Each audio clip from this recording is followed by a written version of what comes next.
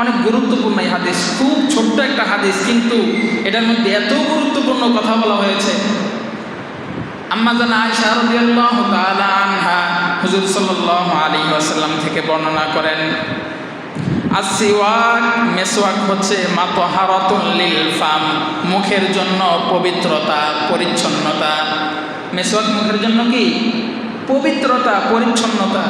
হাদিসের দ্বিতীয় যে অংশ, এটা আমার বলার উদ্দেশ্য, এ কত গুরুত্বপূর্ণ কথাটা বলা হয়েছে। ওয়ামারদাতুল লিররাব, মেসওয়াক করা যেমনিভাবে মুখের জন্য পবিত্রতা, পরিচ্ছন্নতা, তেমনিভাবে এই মেসওয়াক আল্লাহ রব্বুল আলামিনের সন্তুষ্টির মাধ্যম। সুবহানাল্লাহ, মেসওয়াক আল্লাহ তাআলার সন্তুষ্টির মাধ্যম।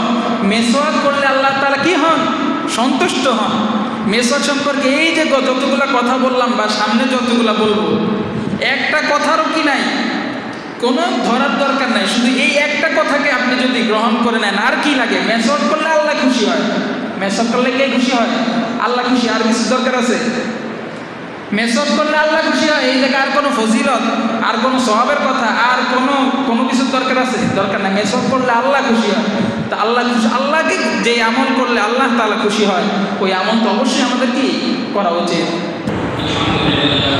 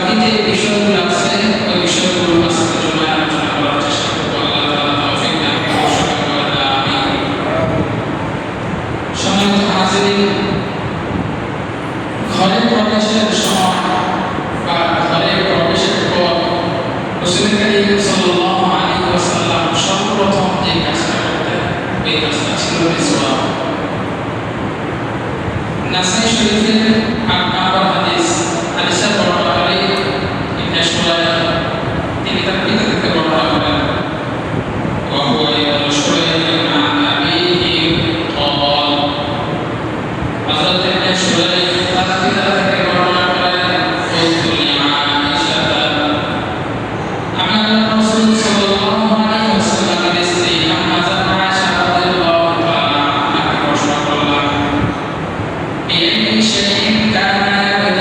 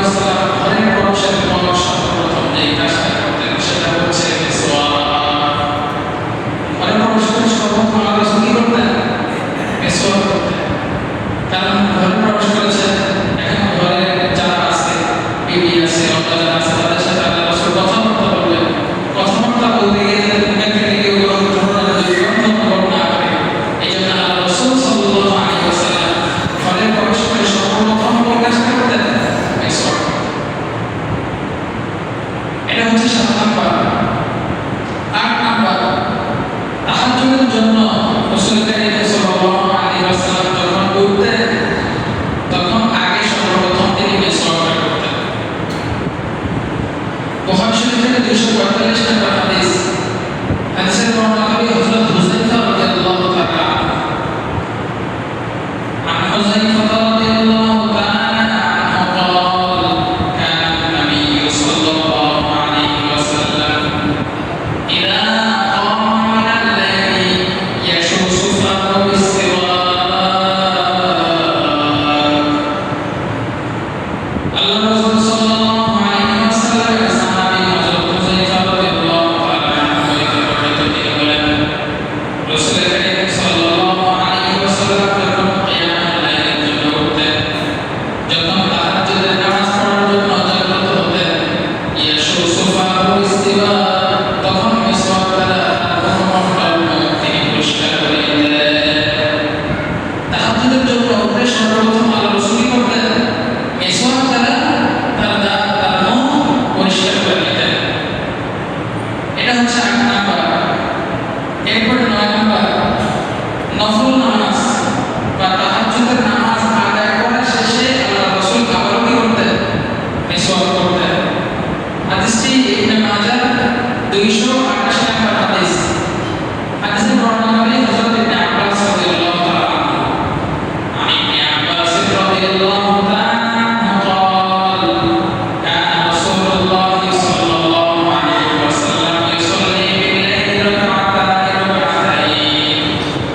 ثم ينصرف فيستاك أو كما قال عليه الصلاة والسلام আল্লাহ রাসূলের সাহাবী ইবনে আব্বাস রাদিয়াল্লাহু তাআলা আনহু থেকে বর্ণিত তিনি বলেন রাসূল করিম সাল্লাল্লাহু আলাইহি ওয়াসাল্লাম ইসাল্লি বিল-লাইলি রাকাতাইন, আল্লাহ রাসূল রাতে বেলা দুই রাকাত করে নফল নামাজ আদায় করতেন। সুম্মা ইয়ানসারিফু, অতঃপর নফল নামাজ থেকে তাহাজ্জুদের নামাজ থেকে যখন তিনি অবসর হতেন, নামাজ শেষ করে নামাজ শেষ করে আল্লাহ রাসূল সাল্লাল্লাহু আলাইহি ওয়াসাল্লাম পুনরায় মিসওয়াক করতেন। নামাজ শুরুর আগেও মিসওয়াক, নামাজ শেষ করে আবারও মিসওয়াক। তো এই হাদিসের মধ্যে আরেকটা বিষয় বোঝার আছে, শিখার আছে। দেখেন, নফল নামাজ কেউ যদি চায় তাহলে 4 রাকাত একসাথে আদায় করতে হবে। কয় রাকাত? 4 রাকাত। কিন্তু আল্লাহ রাসূল সাল্লাল্লাহু আলাইহি ওয়াসাল্লাম এখানে হাদিসের মধ্যে বলা হয়েছে ইসাল্লি বিল-লাইলি রাকাতাইন। আল্লাহ রাসূল রাতে কালে নফল নামাজ পড়তেন, এটা 2 রাকাত করে আদায় করতেন। সুতরাং এই হাদিস দ্বারা বোঝা যায় রাত কালে যদি আমরা নফল নামাজ আদায় করি অথবা তাহাজ্জুদের নামাজ আদায় করি অথবা অন্য কোনো যে কোনো ধরনের নফল নামাজ, এটা কয় রাকাত করে আদায় করা সুন্নাত? 2 রাকাত করে আদায় করা সুন্নাত, আর এটা উত্তম। তো দিনের বেলা কেউ যদি নফল নামাজ পড়ে তবে সে 4 রাকাত করে করতে পারে, কোনো অসুবিধা নেই। তো এই হাদিস দ্বারা বোঝা গেল রাসূল করিম সাল্লাল্লাহু আলাইহি ওয়াসাল্লাম যখন তাহাজ্জুদের নামাজের জন্য উঠতেন তখন মিসওয়াক করতেন, আবার তাহাজ্জুদের নামাজ শেষ করে তখন কি করতেন? মিসওয়াক করতেন। এটা হচ্ছে মিসওয়াক সম্পর্কে 9 নম্বর কথা। এবার আসেন আল্লাহ রাসূল সাল্লাল্লাহু আলাইহি ওয়াসাল্লামের সাহাবী হযরত আলী রাদিয়াল্লাহু তাআলা আনহু মিসওয়াক সম্পর্কে কি বলেছেন? হাদিসটি ইবনে মাজাহ 291 নম্বর হাদিস। عن علي بن أبي طالب رضي الله تعالى عنه قال إن أفواهكم طرق للقرآن فطيبوها بالسواك। আল্লাহ রাসূল সাল্লাল্লাহু আলাইহি ওয়াসাল্লামের বিশিষ্ট সাহাবী, ইসলামের চতুর্থতম খলিফা এবং রাসূল করিম সাল্লাল্লাহু আলাইহি ওয়াসাল্লামের জামাতা হযরত আলী রাদিয়াল্লাহু তাআলা আনহু বর্ণনা করেন ইন্না আফওয়াকুম তুরকুন লিল কুরআন, তোমাদের মুখ হচ্ছে কুরআনের পথ এবং কুরআনের রাস্তা। আমাদের মুখ কিসের রাস্তা? কুরআনের রাস্তা। আমরা এখানে কি করি? কোরআন পড়ি না? তো কোরআন পড়লে আমাদের মুখ দিয়ে কোরআন বের হয়।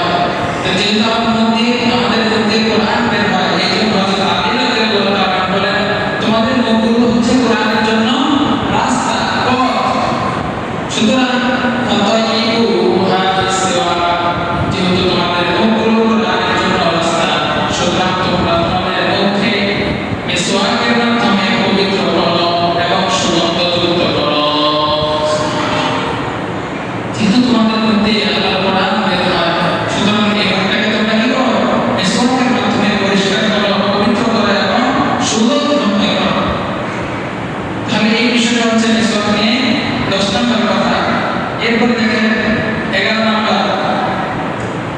মিসওয়াক করাটা এটা ফেরেশতাদের নিকটবর্তী হওয়ার একটা মাধ্যম, রহমতের ফেরেশতাদের নিকটবর্তী হওয়ার একটা মাধ্যম। হাদিসটি জামিয়া সগীরের 775 নম্বর হাদিস। হাদিসের বর্ণনাকারী হযরত জাবির ইবনে আব্দুল্লাহ عن جابر بن عبد الله رضي الله تعالى عنه قال قال رسول الله صلى الله عليه وسلم إذا قام أحدكم يصلي من الليل فليستر فإن أحدكم إذا قرأ في صلاته وضع ملك فاه على فيه ولا يخرج من فيه شيء إلا دخل فم الملك أو كما قال عليه الصلاة والسلام। حضرت জাবির ইবনে আব্দুল্লাহ রাদিয়াল্লাহু তাআলা আনহু থেকে বর্ণিত, তিনি বলেন রাসূল করিম সাল্লাল্লাহু আলাইহি ওয়াসাল্লাম হাদিসের মধ্যে ইরশাদ করেছেন, তোমাদের কেউ যখন রাত্রিকালীন নামাজ অর্থাৎ তাহাজ্জুদের নামাজ আদায় করার জন্য ওঠে, ফালিয়াস্তাক, সে যেন মিসওয়াক করে নেয়। কেউ যদি তাহাজ্জুদের নামাজ আদায় করার জন্য ওঠে, সে যেন কি করে? মিসওয়াক করে। ফাইন্না আহাদাকুম ইযা ক্বারা ফি সালাতিহি, কেননা যখন তোমাদের কেউ এই তাহাজ্জুদের নামাজের মধ্যে কোরআনের কোন অংশ তিলাওয়াত করে, ইযা ক্বারা মানে পড়া বা তিলাওয়াত করা, তোমাদের কেউ যখন তাহাজ্জুদের নামাজ আদায় করার সময় কোরআনের কোন এক অংশ তিলাওয়াত করে, ওয়াদা মালাকুন ফাহু আলা ফি, তখন একজন ফেরেশতা ওই তেলাওয়াতকারীর মুখের মধ্যে তার মুখ লাগিয়ে দেয়। সুবহানাল্লাহ। এই তেলাওয়াতকারী যে তাহাজ্জুদের নামাজের মধ্যে দাঁড়িয়ে কি করতেছে? আল্লাহর কালাম তেলাওয়াত করতেছে, তখন এই তেলাওয়াতকারীর মুখের মধ্যে একজন রহমতের ফেরেশতা তার মুখ লাগিয়ে দেয়। এরপরে কি করে? ওয়ালা ইয়াখরুজু মিন ফিহি শাইউন ইল্লা দাখালা ফামাল মালাক। আর ওই নামাজরত ব্যক্তি যখনই কোরআনে কারীমের কোন অংশ তেলাওয়াত করে, যেটাই তার মুখ দিয়ে বের হয়, ইল্লা দাখালা ফামাল মালাক, সরাসরি সেটা ওই ফেরেশতার পেটের মধ্যে পৌঁছে যায়। ইল্লা দাখালা ফামাল মালাক, সেটা সরাসরি ফেরেশতার মুখের মধ্যে ঢুকে যায়। এখন দেখেন, ফেরেশতারা দুর্গন্ধ কিন্তু পছন্দ করতে পারে না, এটা জানেন তো? ফেরেশতারা কি করে না? দুর্গন্ধ পছন্দ করে না, এবং দুর্গন্ধময় জায়গায় ফেরেশতারা জানো না। তাই এখন আমি নামাজে দাঁড়ালাম, আমার মুখের মধ্যে যদি দুর্গন্ধ থাকে, আমি কোরআনের কোন অংশ তেলাওয়াত করলে রহমতের ফেরেশতা আমার কাছে আসবে? আসবে না। এই জন্য আল্লাহ রাসূল বলেছেন, ফালিয়াস্তাক, সে যেন কি করে নেয়? মিসওয়াক করে নেয়। তাহলে আমরা বুঝলাম মিসওয়াক করাটা রহমতের ফেরেশতা আমাদের নিকটবর্তী হওয়ার একটা কারণ। এখানে কতগুলো বিষয় বললাম, সবগুলোর মধ্যে মুখকে পরিষ্কার করা, পেটে বেশি বেশি মিসওয়াক করার কথা কি বলা হয়েছে, যাতে মুখের স্বাভাবিক যে দুর্গন্ধ ওটাও কেউ না পায়, ওটা তার কেউ কষ্ট না পায়। আর এখন কেউ যদি নিজে থেকে মুখের মধ্যে দুর্গন্ধ সৃষ্টি করে, তাদের ব্যাপারে কি বলবে? নিজে থেকে মুখের মধ্যে দুর্গন্ধ সৃষ্টি করা, বুঝতেছেন তো? মানে যারা বিড়ি সিগারেট খায় আর কি, আর অন্যান্য জায়গা সেটা দিয়ে এগুলো খায়, এদের কাছে আসলে রহমতের ফেরেশতা সাধারণ দুর্গন্ধই ফেরেশতারা পছন্দ করে না। সাধারণ দুর্গন্ধ থাকলে ফেরেশতারা আসে না, রহমতের ফেরেশতারা আসে না। সেখানে যারা বিড়ি সিগারেট খেয়ে মুখের এই দুর্গন্ধ তৈরি করে, তাদের কাছে রহমতের ফেরেশতা আসার তো কোনো প্রশ্নই ওঠে না। আল্লাহ রাসূল সাল্লাল্লাহু আলাইহি ওয়াসাল্লাম যিনি থুতু ফেললে থুতু থেকে আতরের ঘ্রাণ বের হতো, থুতু থেকে কি আতরের ঘ্রাণ, মেশকাম, পৃথিবীর মধ্যে সবচাইতে দামি উত্তম ঘ্রাণ সুগন্ধযুক্ত যে ইয়াটা আছে, এটা হচ্ছে মেশকাম। এটা কি? মেশকাম। তো আল্লাহ রাসূলের ইয়া থেকে, থুতু থেকে এবং আল্লাহ রাসূলের ঘ্রাণ থেকে কি হতো? মেশকাম করে ঘ্রাণ বের হতো। সেই আল্লাহ রাসূল তিনি এত পরিমাণ মেশকাম করতেন যে এর আগে শুনে হাদিসের মধ্যে বলছিলাম যে আল্লাহ রাসূল এমন পরিমাণ মেশকাম করতেন, মনে হয় যে হাতটা আল্লাহ রাসূলের দাঁতগুলো মনে হয় ঝরে পড়ে যাবে, এত পরিমাণ মেশকাম করতেন। যার মুখের মধ্যে দুর্গন্ধের কোনো আভাস নাই, যার থুতু থেকে সুগন্ধ বের হয়, সে আল্লাহ রাসূল কি করতেন? এত পরিমাণ মেশকাম করতেন। আর আমরা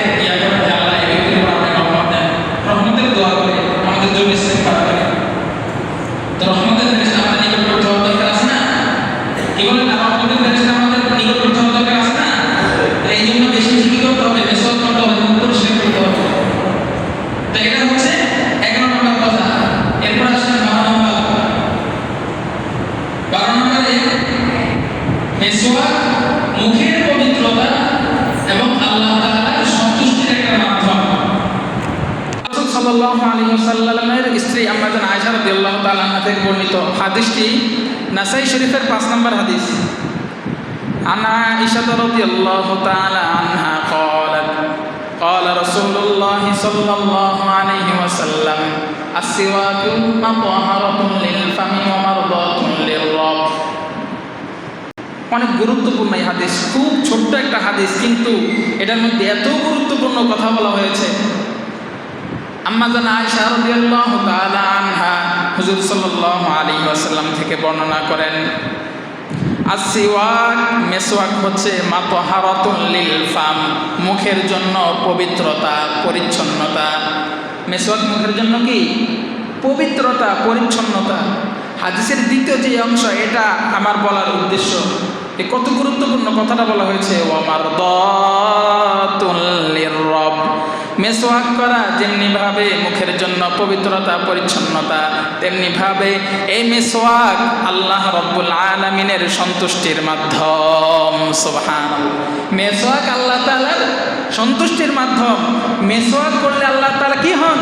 সন্তুষ্ট হন। মেসওয়াক সম্পর্কে এই যে যতগুলো কথা বললাম বা সামনে যতগুলো বলবো, একটা কথারও কি নাই, কোনো ধরার দরকার নাই, শুধু এই একটা কথাকে আপনি যদি গ্রহণ করে নেন, আর কি লাগে? মেসওয়াক করলে আল্লাহ খুশি হয়। মেসওয়াক করলে কে খুশি হয়? আল্লাহ খুশি। আর কিছু দরকার আছে?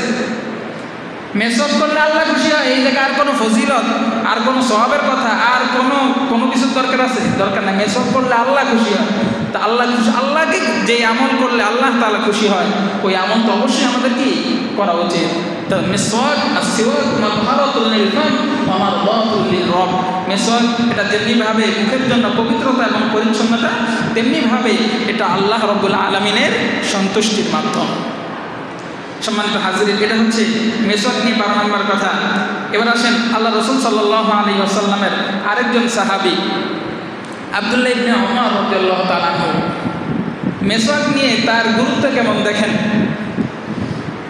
আন আব্দুল্লাহ ইবনে উমর রাদিয়াল্লাহু তাআলা আনহু কানা লা ইয়ানামু ইল্লা ওয়াসসিওয়াকু ইনদা রাসিহি।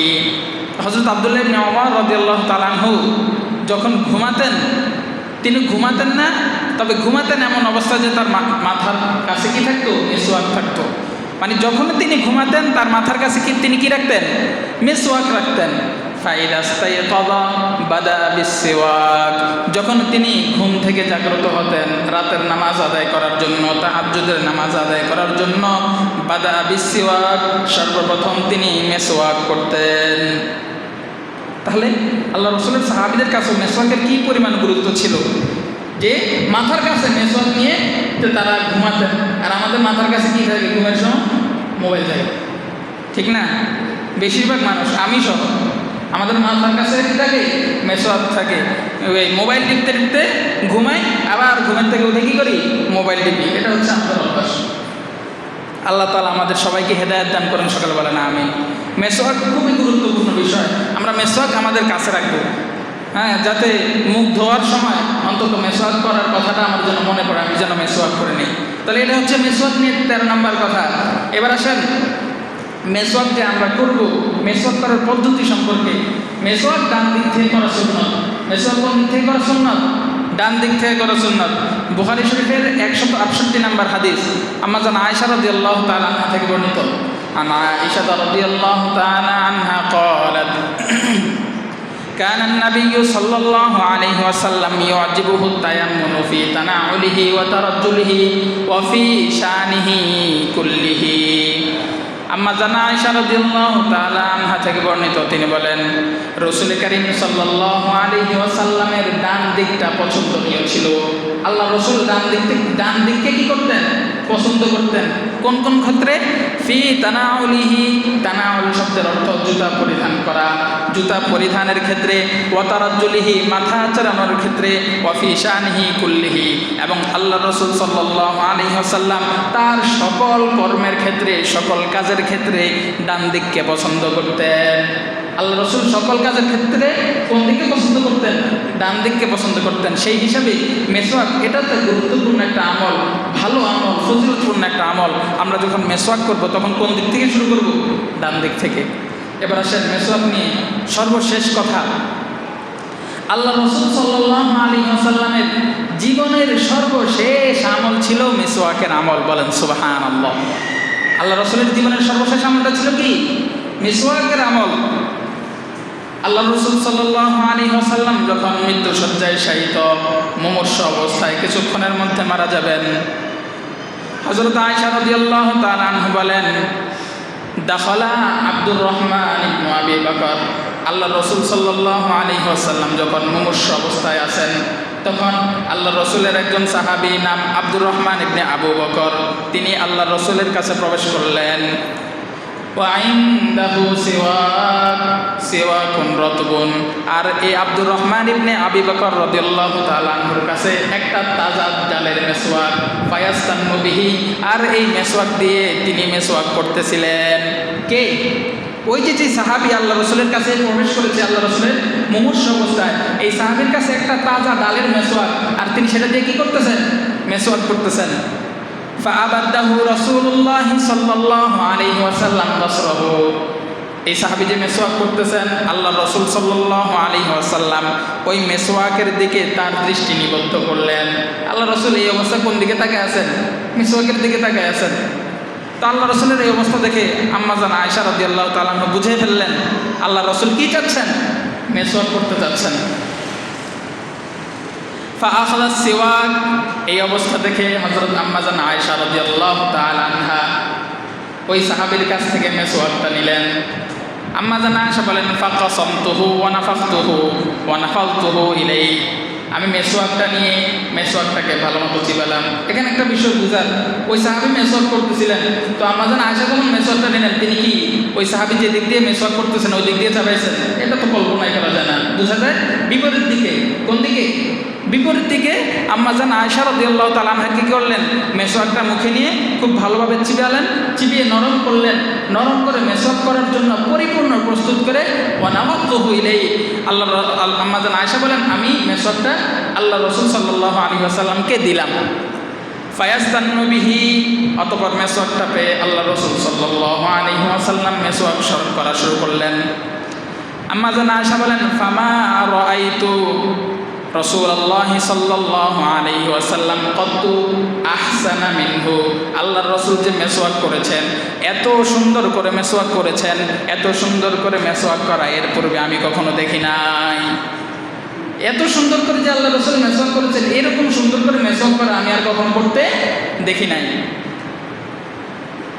এরপরে আম্মা জান আয়েশা রাদিয়াল্লাহু তাআলা আনহা বলেন, এরপরে হুজুর সাল্লাল্লাহু আলাইহি ওয়াসাল্লাম মেসওয়াক করা থেকে ফারেক হলেন।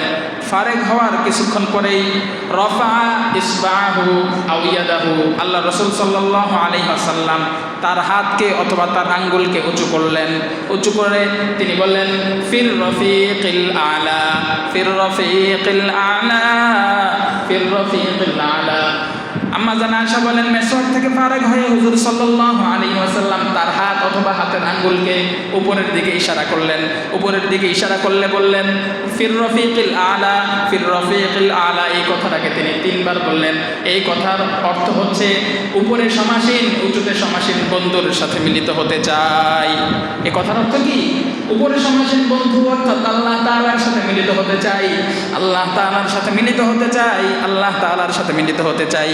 আল্লাহ রাসূল সাল্লাল্লাহু আলাইহি ওয়াসাল্লাম 3 বার এই কথাটা বললেন। 3 বার এই কথা বলার পরে রাসূল কারীম সাল্লাল্লাহু আলাইহি ওয়াসাল্লাম ইন্তেকাল করলেন। তাহলে রাসূল কারীম সাল্লাল্লাহু আলাইহি ওয়াসাল্লামের জীবনের সর্বশেষ আমলটা ছিল কি? মেসওয়াকের আমল। তো এই হাদিসের মধ্যে শেষে আম্মা জান আয়েশা রাদিয়াল্লাহু তাআলা আনহা বলেন, তিনি এটা সবসময় বলতেন, মাতা রাসূলুল্লাহ সাল্লাল্লাহু আলাইহি ওয়াসাল্লাম ফি দাকিনাতিহি ওয়া হাকিনাতিহি।